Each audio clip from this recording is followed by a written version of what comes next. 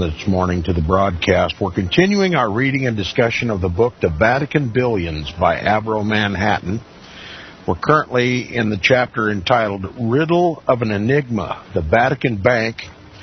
We're talking about the secret financial operations of the Vatican Bank and its subsidiaries, the Vatican Bank scandals that resulted in the loss of $1.4 billion and many lives to ritual murders. And we're continuing our discussion on page 264 of the book, the second full paragraph if you're reading along.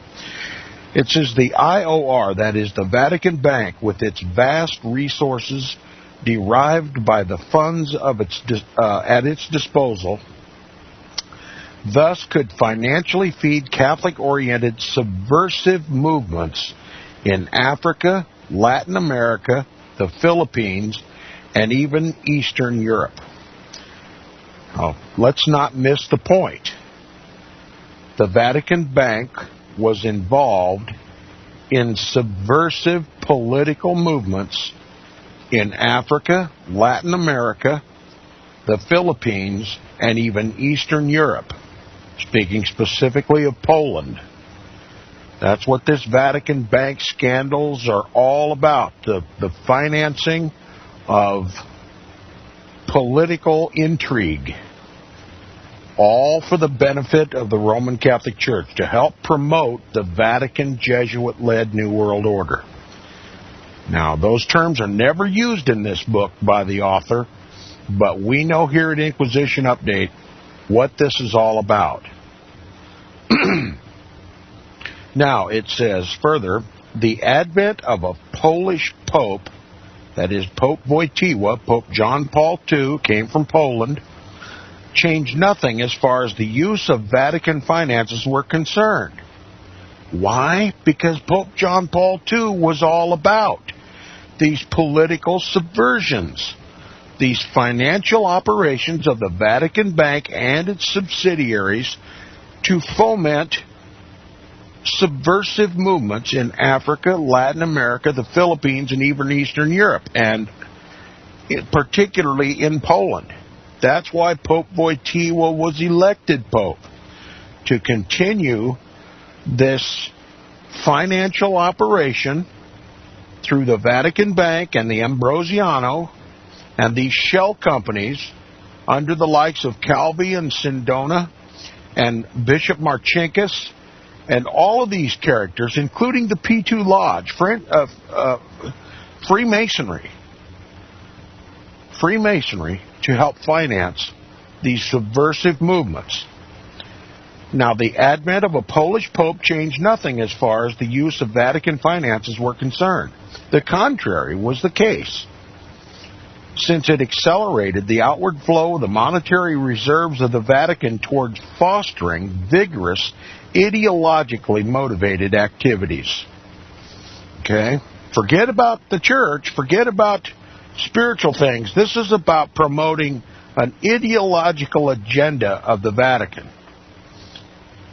Now, Pope Wojtyła, unlike Pope Paul VI, whose ideological horizon was the world itself, there's an allusion to the New World Order, manipulated millions to finance narrow nationalistic subversions in his own country.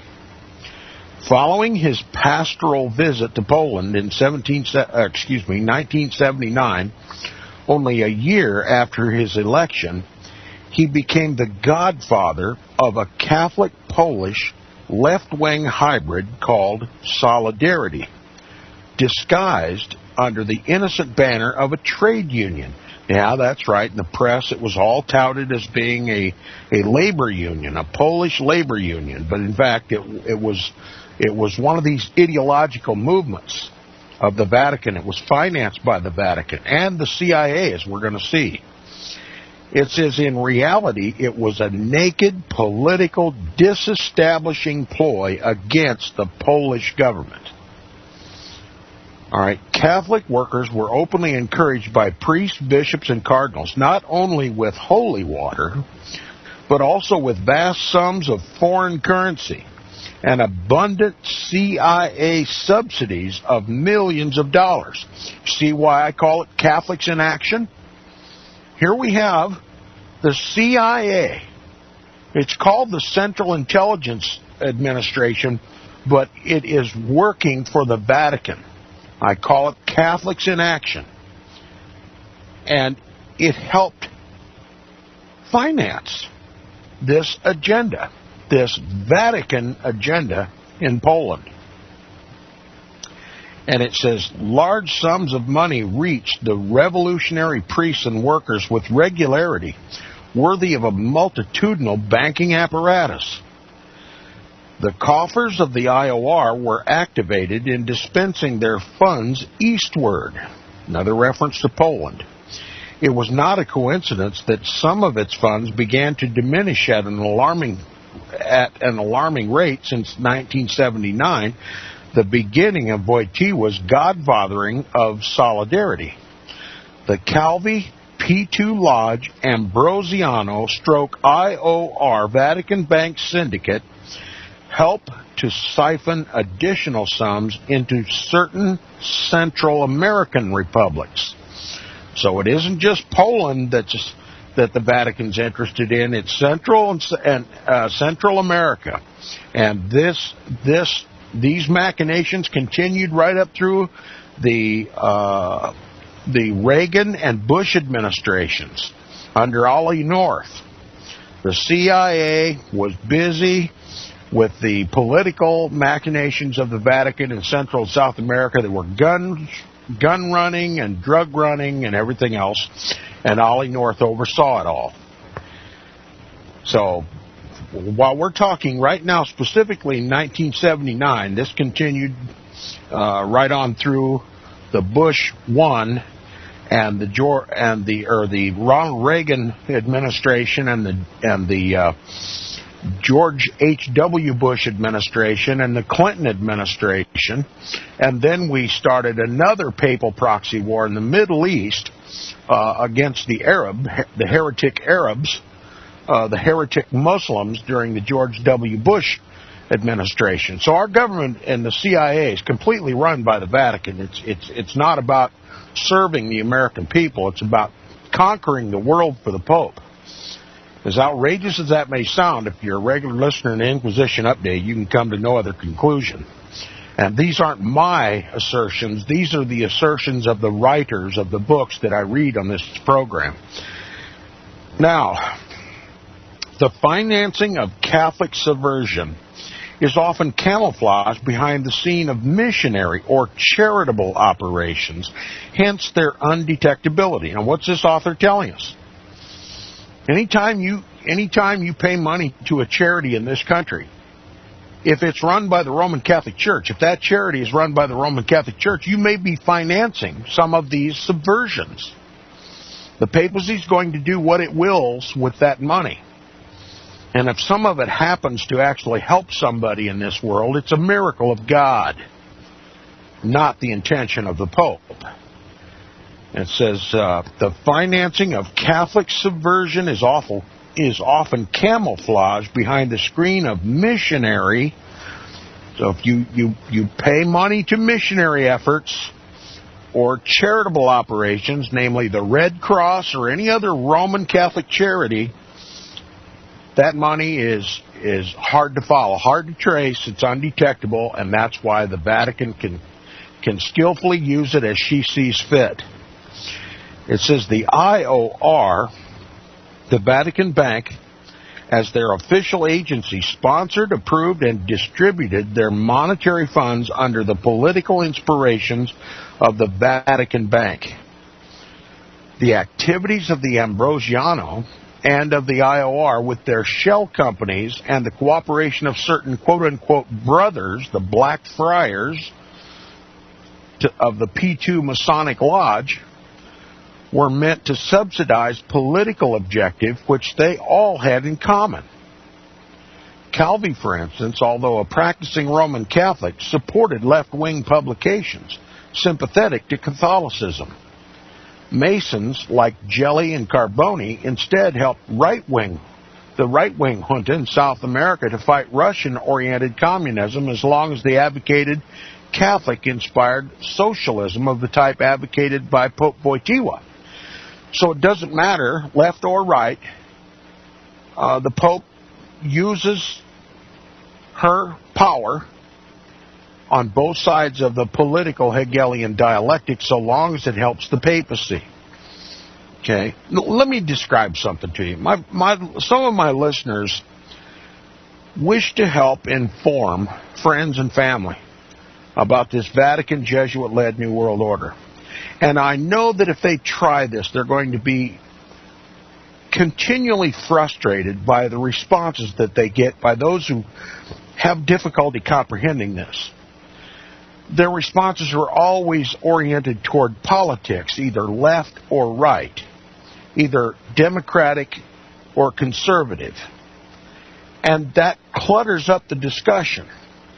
And it takes the focus away from the religious aspirations or the global control, the New World Order as sought by the papacy. Now, one of the best ways to describe this, imagine a grandfather clock. We've all seen them. The big brass pendulum that swings left, right, tick, tock, tick, tock. And that moves the movement. Okay, with each swing of the pendulum from left to right, from right to left, the second hand on the clock keeps ticking in the same direction, doesn't it? So, this is the way I describe it. When the political pendulum swings to the left, the second hand advances to the right. When the pendulum swings to the right, the second hand advances to the right. The Pope's agenda, no matter which way the pendulum swings in the clock, advances the Pope's agenda. The Pope's agenda advances every time the pendulum swings. The Pope doesn't care what direction the political winds blow, as long as they blow. And they blow once from the left and once from the right. You see this constant bickering back and forth in Washington, D.C. between the left and the right. That's just to keep your attention away from the second hand on the face of the clock that keeps advancing clockwise all the time. The Pope's agenda advances every time the pendulum swings back from the Democrats to the Republicans and the Republicans to the Democrats. And you can listen to discussions about what is going on in the world, and it always focuses on politics. But you must know by now that politics is just a means to a Vatican end. That's what politics is all about. It's a rigged game. The Pope has minted both sides of the political coin. Ask yourself, every time the Democrats win and every time the Republicans win in politics, whose agenda is constantly advancing? The Pope's. The New World Order agenda. You lose your rights, and that's the evidence that proves the assertion that the papacy rules. We're returning to the dark days. We're returning to the medieval age where people didn't have any rights, that the Pope dictated what your rights are. Now he does it through the governments of the world. And our Bibles clearly tell us that the kings of the earth have committed fornication with her, and the people of the earth are drunk with the wine of that fornication. The kings of the earth are in bed with this whore in Rome. They rule the people of their nations at the behest of the papacy and for the papacy's benefit. And right now the agenda is coming close to the full establishment of this new world order run by the papacy. From here on out, we're going to lose wealth, we're going to lose liberties, and we're going to lose privacy, and we're going to be thrown into a global kingdom, an earthly kingdom, a counterfeit kingdom, and it's going to call itself Christian. And it's not Christianity at all. Now, Pope Wojtyła, they're trying to make him a saint in the Roman Catholic Church, but he was no saint. He was an antichrist just like every other pope, just like Pope Benedict XVI is. And it's their agenda that the nations of the world, that the kings of the world are advancing. And the target of that agenda is Christ himself. They make war against the Lamb of God. These 10 kings they are all of one mind, and they give their power and strength unto the beast. That's the papacy. They give their power and strength unto the papacy, and they make war against the Lamb of God. But there's hope for us in Christ. It says, and the Lamb of God shall overcome them, for he is the Lord of lords and the King of kings, not the papacy. Now, the Vatican bank scandal was just a way to direct Vatican money to do horrendous crimes in the world. Subversion of governments, drug trafficking, gun running, waging war, and killing people. Now, it says talking about the Vatican Bank, it says from its inception in 1942, the IOR, the Vatican Bank, has consistently acted as a screen meant to conceal activities inconsistent with financial matters. In other words, what we talked about before, political intrigue. Its activities are inconsistent with mere financial matters.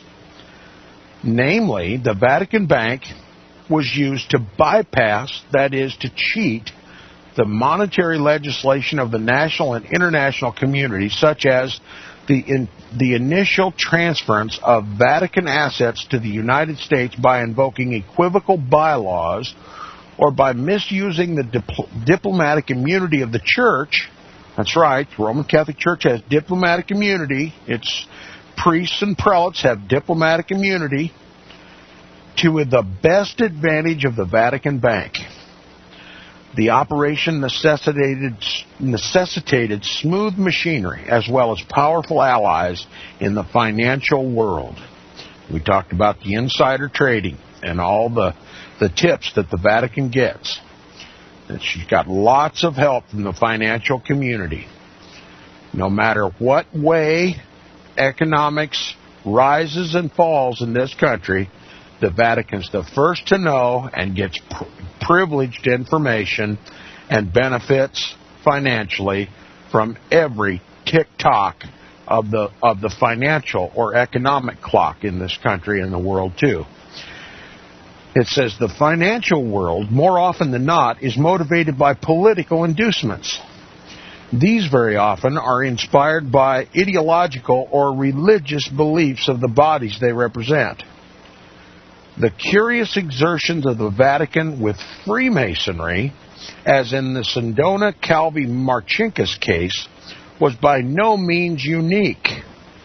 Their relationship, although due mostly to the personal amity of individual members of the Masonic Brotherhood with individual members of the Vatican, nevertheless was also cemented by their opposition to one major enemy they all wished to destroy, Russian-inspired communism. Now, I disagree with the author, and if you've been a careful listener to the comments that I've made during the reading of this book, you must understand, even Avro Manhattan admits that the Vatican was dealing secretly with the Bolshevik Revolution. Rome doesn't care if a nation is communist or Democrat or fascist as long as Rome wins in the end. And these different political movements in the world are just on a macro scale just as significant and important and useful to the Vatican as is the Democrat-Republican paradigm or dialectic that operates in this country. So the author paints the picture that the great boogeyman, the common boogeyman of the Roman Catholic Church and the Vatican Bank and P2 Lodge Freemasonry was Russian godless communism. But the Vatican and the Jesuit-run Freemasonry don't give a hoot what kind of government's in place as long as the Pope's in control. And it needs this Russian, this godless Russian boogeyman to fuel the machinery for the final advancement and benefit of the papacy. That's what this is all about. Now, this goal was as powerful as the other one they all had in common, the manipulation and multiplication of legally and illegally acquired wealth. So there's what Rome gets out of the deal. Look, the clock doesn't advance if the pendulum stops swinging. You have to have Democrats versus Republicans. You have to have communists versus democracies. That's how the world turns. That's how the papal clock advances. Now it says the close relationship of money with political power and of religion with both has always been a characteristic of the Catholic Church. What today is called the IOR, or the Vatican Bank, or Prefecture for Economic Affairs, or Congregation, or such other like euphemisms, has consistently played a paramount role in all papal administrations. Because of the duality of its nature and objectives, it has always had an official side of its monetary operations and a secret one. The latter, known only to a few, as a rule, is run by the Pope himself.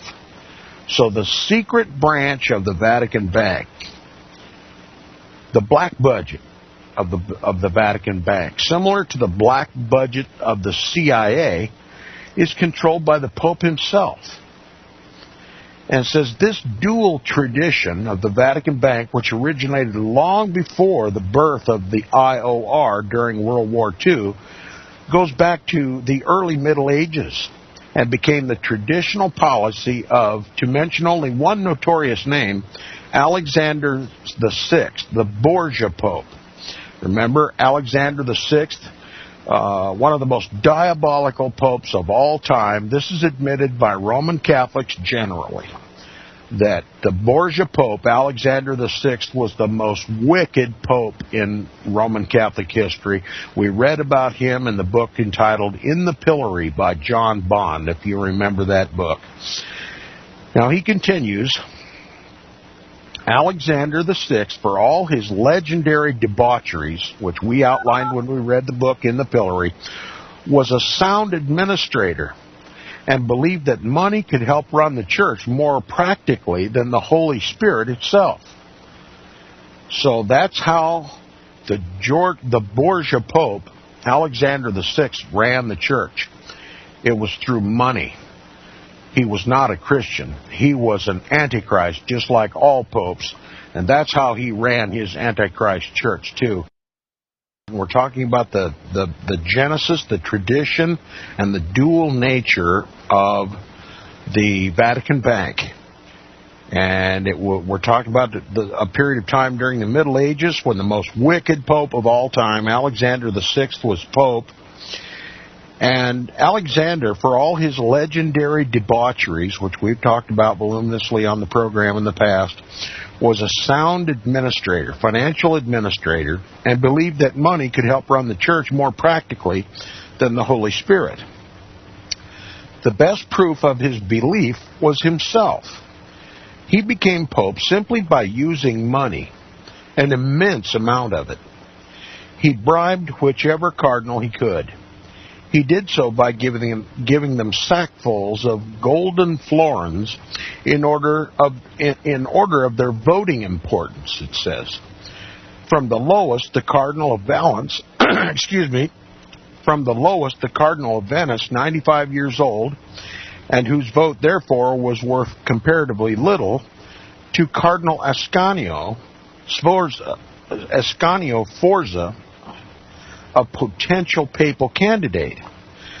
Cardinal Sforza accepted an immense bribe and let Borgia become pope. Borgia managed to bribe 9 out of a college of less than 40 cardinals. Although openly accused of simony before and after he became pope, Borgia masterminded the Vatican treasury, or what is now called the IOR, or the Vatican Bank, but which in those days was known as the Apostolic Chamber, or the Department of State, responsible for finances. Papal revenues then, like now, were in 2 forms, spiritual and temporal, a reflection of the dual nature of the papacy. The first income took the conventional form of gifts, Peter's pence and the like, crowned by such customary payments as the annates. The annate was a 1-year income from each occupant of a benefice, whether a cardinal, a bishop, or a humble parish priest. Later on, however, since the revenues were not sufficient, a more lucrative revenue came into prominence, the sale of indulgences and of ecclesiastical offices.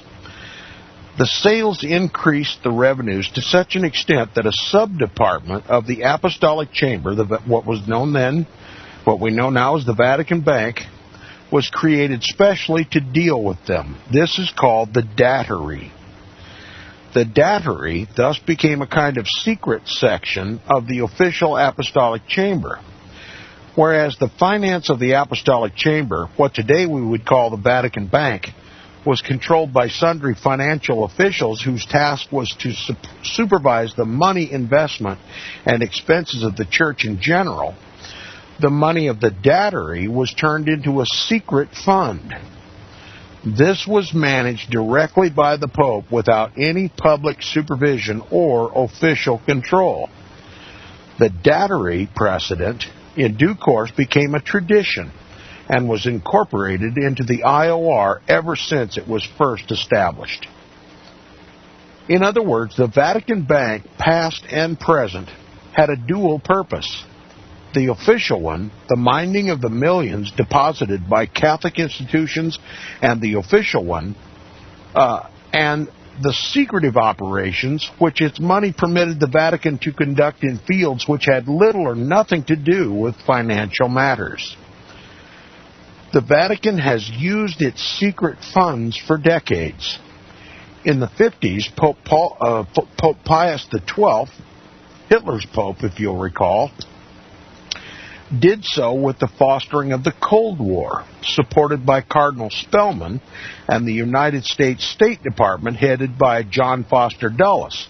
And if you're a regular listener, you know the book that we just finished reading before we began this one was Vietnam, Why Did We Go? And we saw how Cardinal Spellman was the money bags who raised money to help support the Vietnam War, which was nothing but a papal crusade against the Vietnamese Buddhists to make South Vietnam Roman Catholic, to make a Roman Catholic beachhead to Catholicize eventually all of Southeast Asia. And the Vatican Bank was instrumental in that as well. Now, Pope John the 23rd, he's our Vatican II Pope. He ruled in the 1960s. He convened the Vatican Council II. Pope John the 23rd used official and secret funds to finance the Vatican II Council. And that's why I regard Vatican Council II as an act of war against Protestants in this country. Okay? I've even likened it to St. Bartholomew's Day Massacre, where the Catholics rose up at midnight at the sound of the church bells and killed 70,000 Protestants. They're killing Protestantism with the platitudes of the Vatican Council II. It's making Catholics out of what the people once known as Protestants. Okay, it's the ecumenical movement. It's an act of war. It's a part of the Jesuit-led Counter-Reformation to destroy Protestantism. Pope John the 23rd was a warrior, and he was controlled by the Jesuits, and they called the Second Vatican Council, just like they called the Council of Trent, to damn Protestants, This time they convened the Vatican Council to make platitudes so that the Protestants would let down their guard so that they'd be less resistant to the Holy Roman Inquisition that's about to take place in this country. Okay? Now, his successor, Pope Paul VI, the inspirer of the Vatican-Moscow alliance, although a careful administrator, spent most of the IOR money to sustain his secretive diplomatic policy meant at bringing about a rapprochement with Soviet Russia and the Eastern Communist Bloc. His policy necessitated money, most of which came from the secretive sources that were never accounted for. The election of a Polish pope, far from slowing down the process, accelerated it from the beginning. The IOR, the Vatican Bank, provided most of the money budgeted for the purpose of carrying out disruptive activities favored by the political line subscribed by Pope John Paul II. These secret operations needed funds. A decent director of the Vatican Bank once put it, quote, "The church cannot be run only on Hail Marys," unquote. In other words, she needs more millions of dollars than those who run her care to admit. As Pope Borgia and successive popes knew well, the more active their policies, the more money needed to carry them out. But whereas the Borgia Pope, for instance, spent colossal fortunes on his own family, contemporary popes spent even larger ones to foster their pet ideologies or individual forms of pontifical administration. It says, more often than not, such extra expenditures are greater than the official income of the Vatican. It's a curious fact that in Borgia's days, the Vatican's budget was often as unbalanced as that of the Vatican of today. The complaints of Pope Paul VI and of Pope John Paul II concerning scarcity of revenues strike a familiar note in spite of the gap of centuries. In modern times, the Vatican has dissipated thousands of millions of dollars, that's the author's expression for billions of dollars, thousands of millions, that's billions of dollars, in conspiratorial adventurism, mostly of an ideological, subversive character. It was these which led to its unwise association with unscrupulous financial adventurers such as Sindona, Calvi, and their supporters. Associations the likes of which brought the Vatican to the brink of political and indeed of financial disaster, and more than once, even to the very brink of war. The Ambrosiano IOR P2 Lodge saga in itself was a minor political character. As a crisis, however, it became one of truly magnitudinous financial dimensions. This Vatican monetary adventurism, sustained by international lay financial banditry, depleted its banks of vast sums, a large portion of which was used for the launching and supporting of the Polish Solidarity and of subversive movements in Latin America.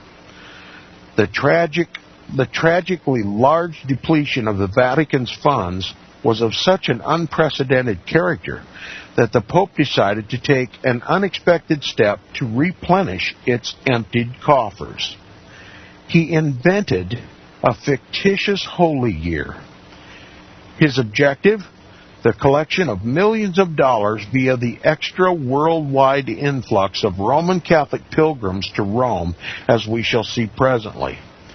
No Borgia Pope had ever shown such mundane cynicism under direct financial duress. Perhaps because the Borgia's eyes had been constantly fixed upon the approaching Jubilee year of 1500. A Holy Year is characterized by mass piety, but even more telling, by mass offering. In other words, it's a colossal moneymaker wrapped in the mantle of religion. Pope Pius XII presided over that of 1950.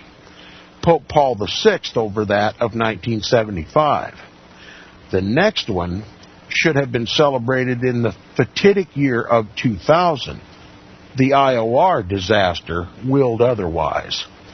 Almost 500 years ago, Girolamo Savonarola of Florence, referring to the approaching Holy Year of 1500, summed up the true expectation that the Pope of his time had concerning the monetary gains of the event. Quote, "They ring the bell for coins and for candles," he thundered. "They sell their benefices, sell their sacraments, traffic in masses. No one needs to keep up appearances anymore." Unquote. Savonarola said that to condemn the greed of the Borgia Pope, had he lived now, he would have condemned an institution with which contemporary popes have played with the multiplication of fabulous sums of money. That is, the IOR, better known as the Vatican Bank. Besides pointing an accusing finger at its bishops and cardinals, he would have done so also at the bank's depositors, that is, at all the religious and lay orders and institutions which, after accumulating their vast fortunes, had put them into the bank's vaults, regardless of their vows of poverty. Even more telling was the Pope's daring to invent a non-existent Holy Year with the specific objective of collecting millions from the pilgrims eager to gather indulgences while discarding their coins in the Roman coffers. So what this author is plainly telling us is that Pope John Paul II conjured up this Holy Year as a solution to this Vatican Bank scandal and the missing $1.4 billion. It says the Vatican Bank and all that which it had stood, to him, would have been more of an abomination than a Borgia Pope himself. The purpose for which that same bank had been created, the retention and the multiplication of more and more wealth with its equivocal manipulations and political subversion, would have seemed a blasphemy not to be tolerated by any genuine Christian worthy of such name. Before, Savonarola, an ancient chronicler, when referring to similar events, could not help saying a truth which had consistently been ignored by Christians of all ages, beginning with ours. Quote, "Truly, we cannot serve God and mammon at the same time," he wrote. "Truly, we cannot stand with one foot in heaven and the other on earth." Unquote. This is an equally appropriate comment about the Vatican Bank today, an institution activated by continuous financial operations, incessant monetary activities, and the feverish accumulation of ever more wealth in open contradiction to the teachings of Jesus Christ, who the Pope claims to infallibly represent.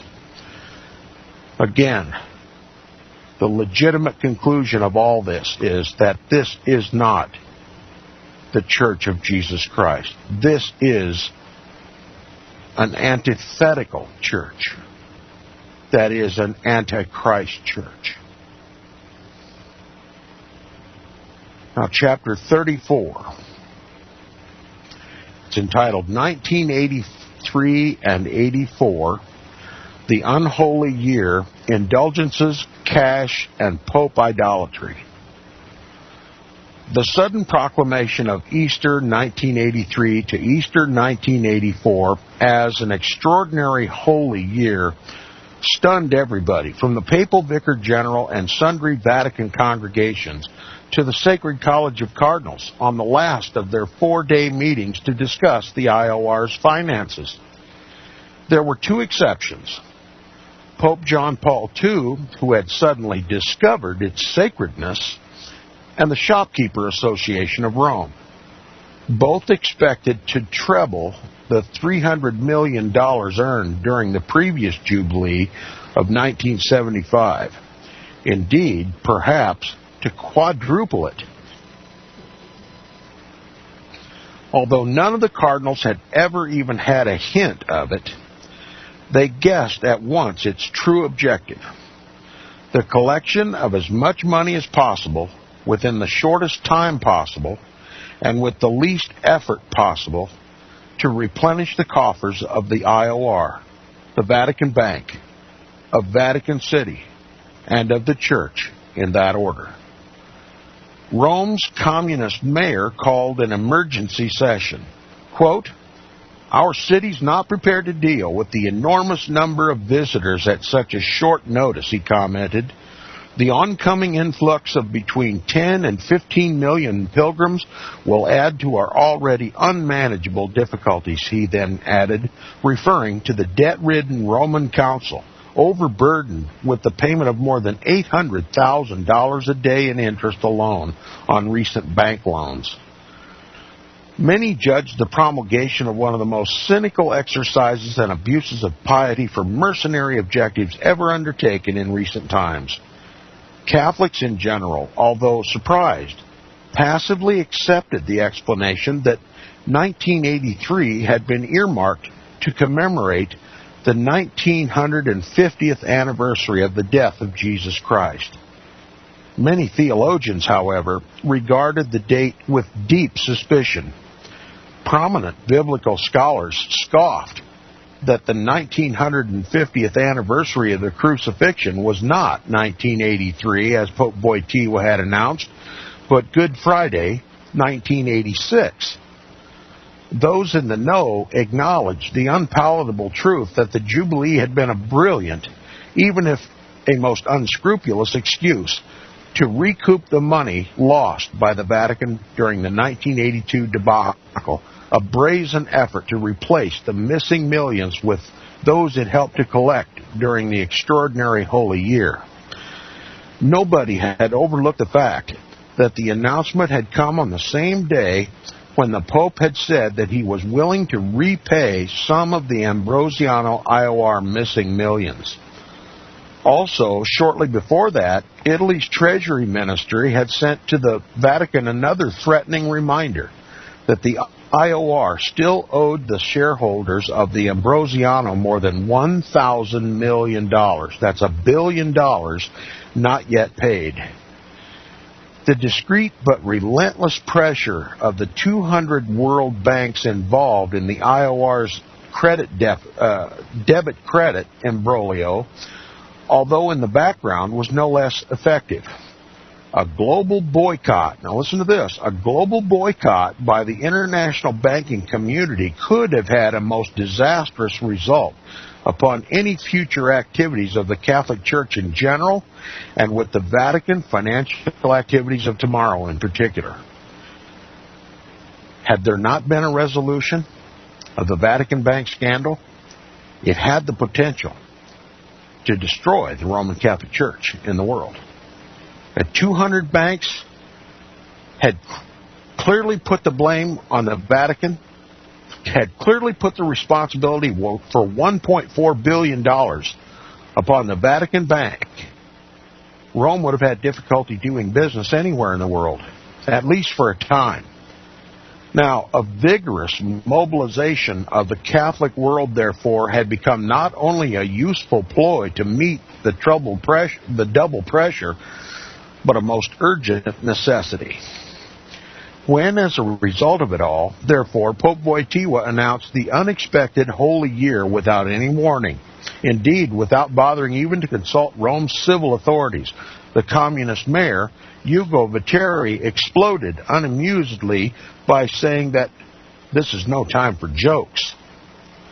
Rome found itself face to face with a practical problem of bewildering complexity: how to prepare the city of Rome for the unholy year. It was recalled with outrage that the previous Pope, Paul VI, had given at least 18 months advance notice prior to the Jubilee of 1975, when the Holy See, to add insult to injury, urged the Council that Rome had better gear up her touristic resources as briskly as possible. Rome's mayor was even less amused, knowing that the Shopkeeper Association came only second to the true main beneficiary, the Vatican. Most of the tourists were going to be pilgrims who would have arrived in church-organized packages, billeted and fed in convents, monasteries, and other of Rome's 1,500 religious institutions at good sound profits, all of which were exempt from taxes. Tax exemption, of course, spelled at least double, if not treble, profits for the Roman Catholic Church, money-gathering, lay, and religious agencies. The mercenary objective of the extraordinary Holy Year became even more crystal clear with the brazen reminders from cardinals and even from the Pope. The duties of the pilgrims, said Cardinal Casseroli, was not only to seek for indulgences, but also to give with generosity.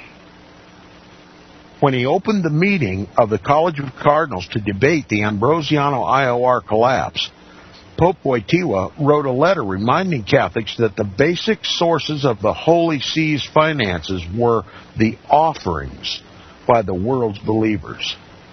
Thereupon, after referring to his increasing monetary anxiety, Wojtyła pointedly referred to the mutual generosity of the early Christians. He then commented that today Catholics should be no less generous. While this was going on, steps were being taken to whitewash the IOR for the losses suffered.